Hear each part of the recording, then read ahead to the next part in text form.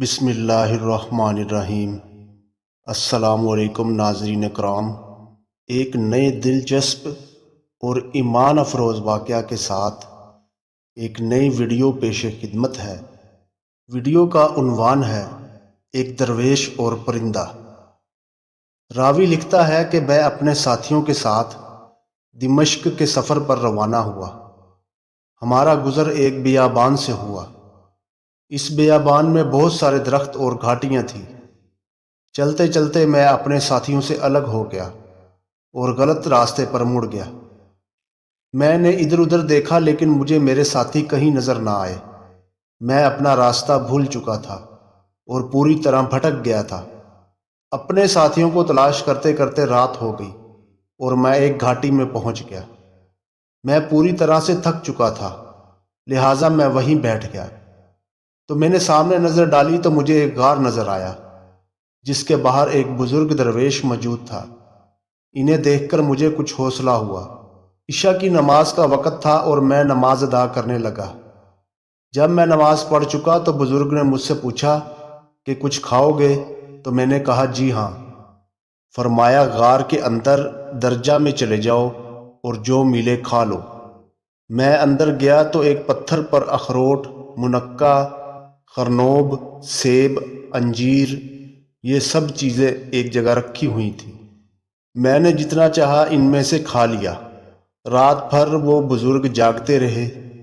جب صبح کا وقت ہوا تو انہوں نے نماز وتر ادا کی، پھر جو کچھ موجود تھا اس میں سے کھایا اور بیٹھے رہے، یہاں تک کہ صبح فجر کی نماز ادا کی اور بیٹھے بیٹھے ہی سو گئے، حتیٰ کہ آفتاب طلوع ہو کر بقدر 2 نیزوں کے بلند ہو گیا تو کھڑے ہوئے اور وضو کر کے غار میں داخل ہوئے۔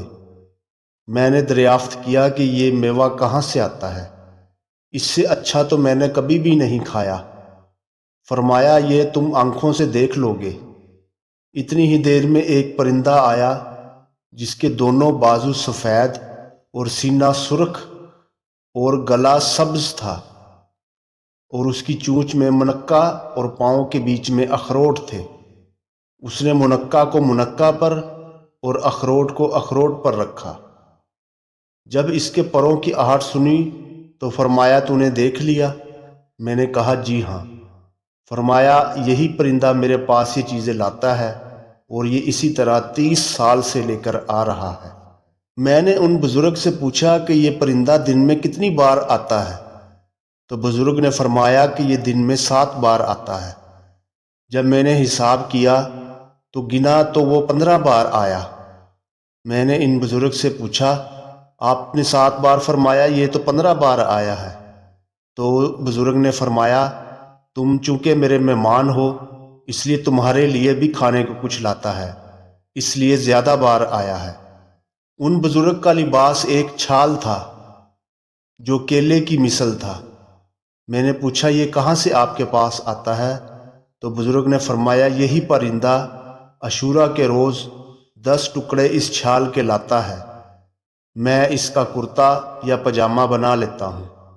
ان بزرگ کے پاس ایک سوا بھی تھا جس سے وہ چھال کو سیتے تھے، اور وہی پھٹی پرانی چھال کے ٹکڑے ان کے نیچے بچھے ہوئے تھے، اور ان کے پاس ایک پتھر تھا جس میں پانی ڈال کر اس کا پانی بالوں پر ملا جاتا تو بال اکھڑ جاتے تھے۔ ایک دن میں ان کے پاس ہی بیٹھا تھا کہ 7 آدمی ان کے پاس آئے جن کی آنکھیں لمبائی کی جانب پھری ہوئی تھی اور سرخ تھی، اور ان کا لباس ان کے بال ہی تھے۔ مجھ سے فارسی میں فرمایا ان سے نہ گھبراؤ، یہ مسلمان جن ہیں۔ ایک نے سورہ طٰہٰ آپ کو سنائی اور دوسرے نے سورہ فرقان، اور ایک نے سورہ رحمان کی کچھ آیتیں آپ سے سیکھیں اور پھر وہ چلے گئے۔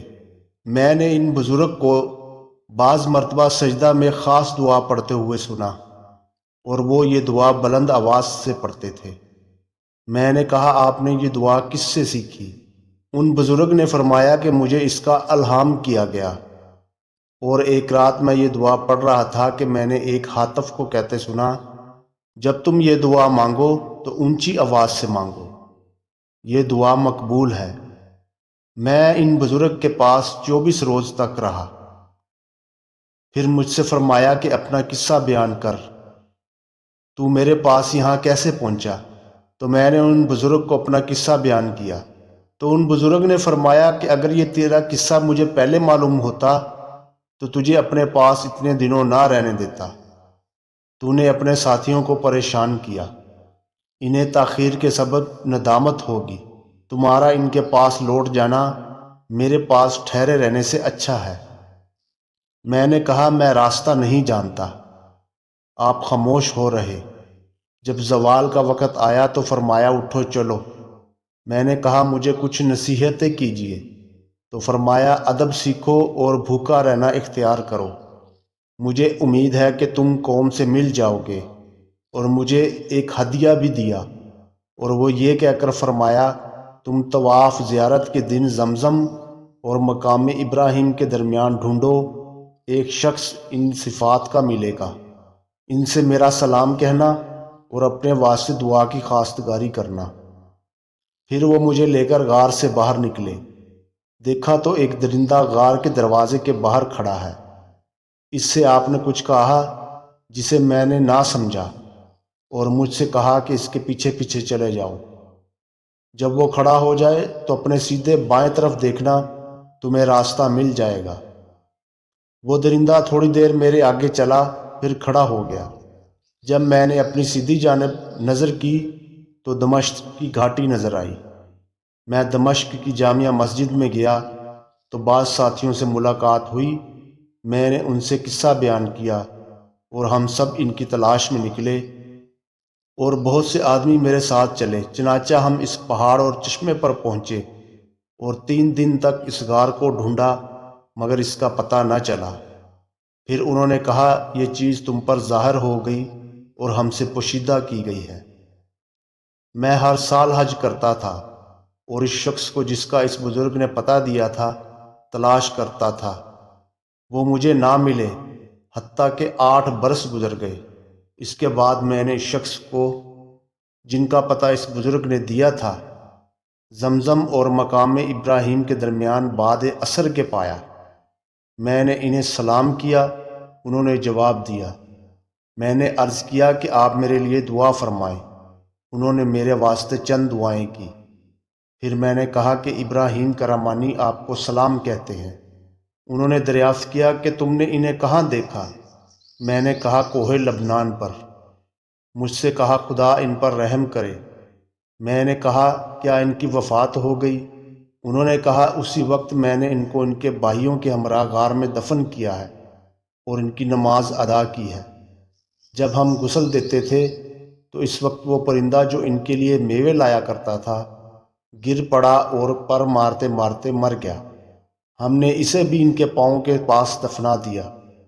پھر وہ شخص طواف کے واسطے چلے گئے۔ اس کے بعد میں نے انہیں نہیں دیکھا۔ اس واقعہ سے ہمیں یہ سبق حاصل ہوتا ہے کہ بے شک اللہ والوں کی شان ہی نرالی ہوتی ہے۔ اللہ سے تعلق جڑنے کے بعد یہ دنیا سے بے نیاز ہو جاتے ہیں۔ انہیں دنیا کے اسباب کی کوئی ضرورت نہیں رہتی، اور اللہ تعالیٰ خود غیب سے ان کی مدد فرماتے ہیں۔ اللہ تعالیٰ ہمیں بھی نیک بننے کی توفیق عطا فرمائے۔ آمین یا رب العالمین۔